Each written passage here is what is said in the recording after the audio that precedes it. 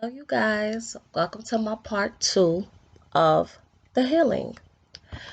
You know, I was a little bit worked up in my part one because I just feel like a lot of things that are not said are the biggest things that you need to listen to. So, don't mind me. I always have a little stuffy nose or whatever. So, don't mind me. I say this with all honesty. If a person see that you don't care about yourself, then they won't care for you. The healing is caring about yourself and your body, your mind, your spirit to say no to people. Some people don't like when you say no. Some people don't like when they can't, manipulate you into doing something. A lot of people don't like when you stand up to them. A lot of these companies and corporations, they blackball you for doing such. They mark you as unrehirable, bad attitude, whatever it is. It don't matter if you was a good worker or not.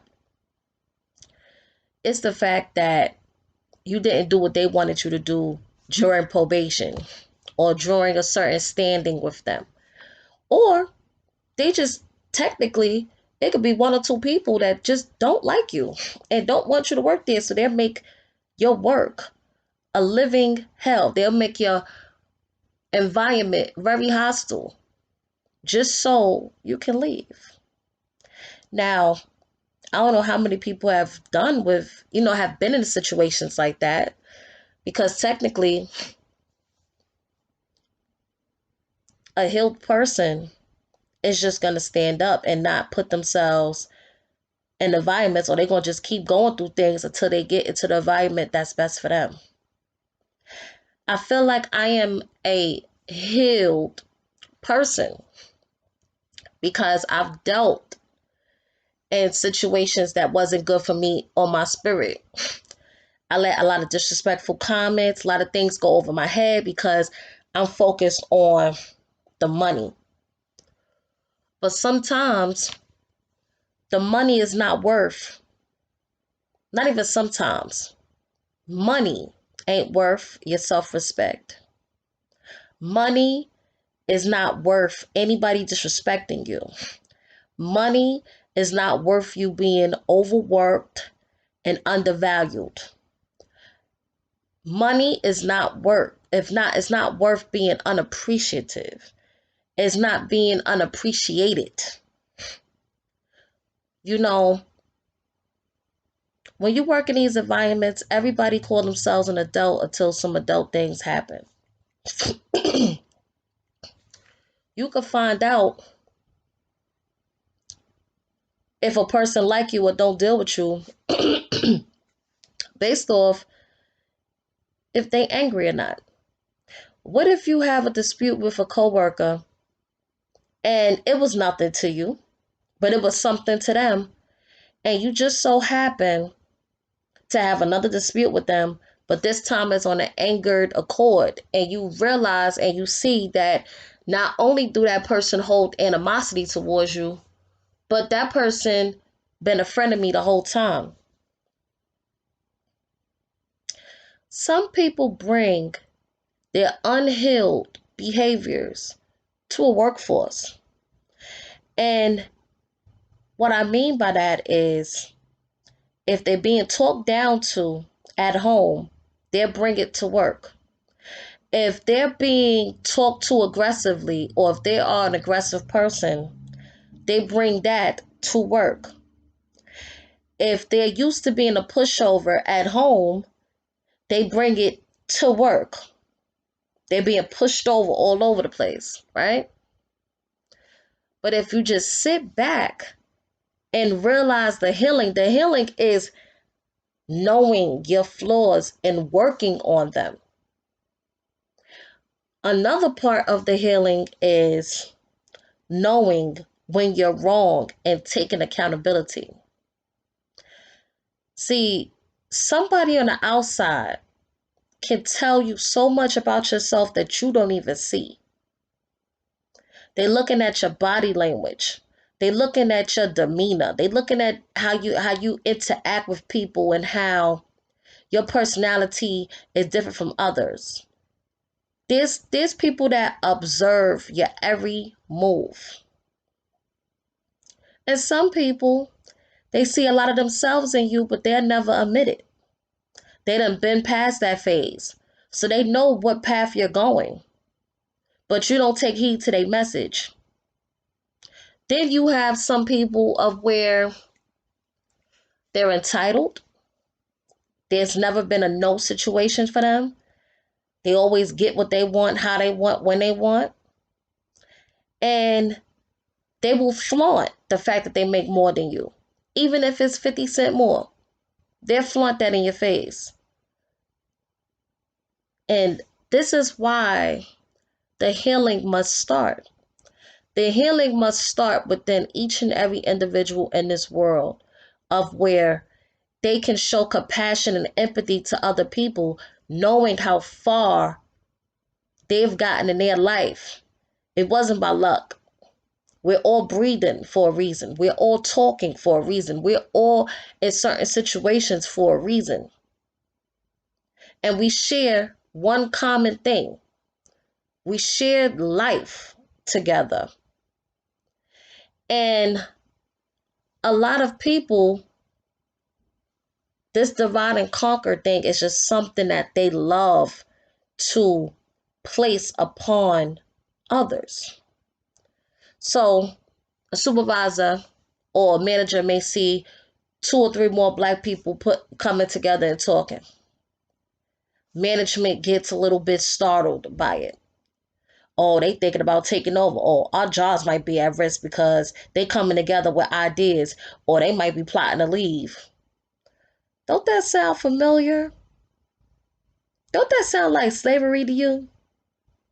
We got to keep these niggas working and keep them not thinking so that they could further our cause for our company, for our situation. It's a selfishness. And the healing must start when people understand why other people are the way they are. Some people can change. Some people can go through something so drastic that they have no other choice but to change. But you have people of where they go through things tragic, they lose a lot of people in their life, and they still kicking and going the same negative route. My complexion don't make me better than you. Your complexion don't make you better than me. My pay raise don't make me better than you. Your pay raise don't make you better than me. We have to understand that. And don't let these companies and these things divide.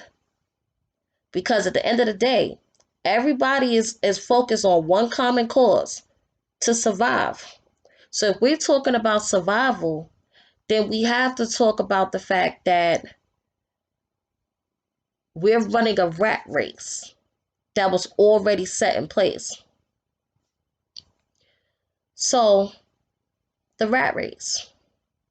Work 40 hours, work 5 days a week, be on time, be punctual, be a team player, be stressed out because you're in environments that are hostile or environmentally pollutioned. Then you get paid once a week or once every 2 weeks or once a month, depending on the type of job that you have. Then you have the let me make more money. So let me go up this level, that level, and a third level. And some people forget that anything that they do, they started at the bottom. They wasn't always at the top. And the higher in power they get, the more ignorant they become. It shows a flaw that they're not used to having. So when a person is not used to having, They want to not only gain it all, but they want to keep it all. They may have gems to drop, but they won't, because they don't want other people coming into that gate and taking their shine and taking what they have. You wonder why they say it's lonely at the top. It's lonely at the top for people that don't want other people to come to the top with them.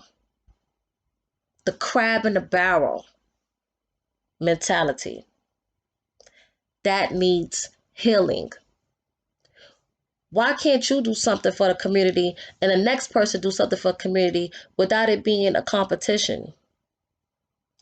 Why can't you be a team lead and show by example to these younger people that's trying to get your position what to do and how to do their job correctly?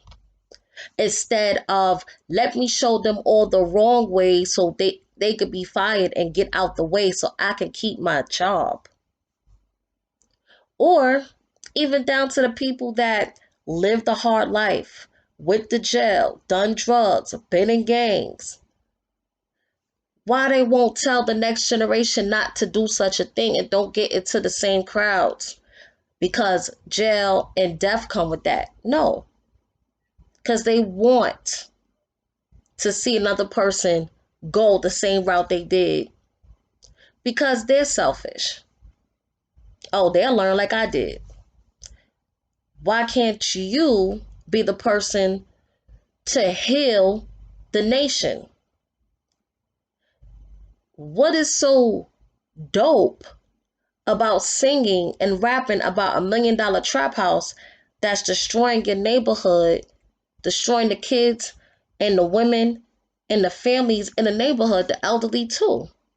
Because these kids come out of control, drugging up the neighborhood. The neighborhood is not safe. Shootouts everywhere. Stray bullets, because people don't know how to shoot. Stray bullets are killing innocent people. When are we going to heal ourselves so that we can heal our generation and the people that surround us? Why should it be a thing of they gonna learn, they gonna see? Stop it. The healing of, yo, listen, I know what it is to even do the whole team lead thing. I'm going to show you the ropes because I'm going to the next level, or I might use this for my own personal business. I might use these skills for something else. So why block the gate for other people to prosper in the same field that you are in? Instead of it always being, well, I'm me, you're you, I don't rock with you, I make more money than you, I'm better than you, I look better than you. That needs to heal. That needs to go away. We need to be more human in the sense of where we see the destruction and we say something. Just like they say it's a village to raise a child, because technically it is. It don't just take the mother and the father. Sometimes it's really the village.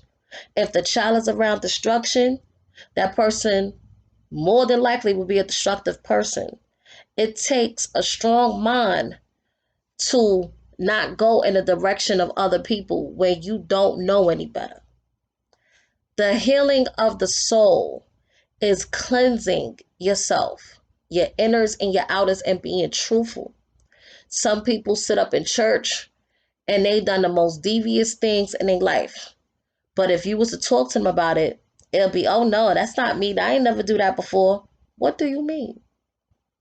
Why do you feel like because now you're in a church and you're paying your tithes that you're not a sinner like everybody else? You are, because you've been through things. And this wasn't your life, your whole life. So we need to open up more discussions on healing.